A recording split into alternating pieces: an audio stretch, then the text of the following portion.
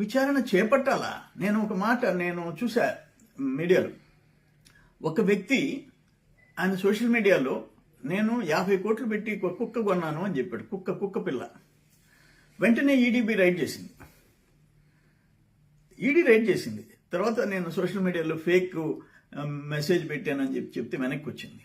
5 కోట్లు 10 కోట్లకు కూడా ఈడీ రైడ్ చేసేసి సీరియస్గా యాక్షన్ తీసుకుంటుంది. నేనేమంటానంటే ఇక్కడ కూటమి ప్రభుత్వానికి, మోడీ గారికి నా విజ్ఞప్తి ఏంటంటే, బరి తెగించిన స్కామ్ ఇది.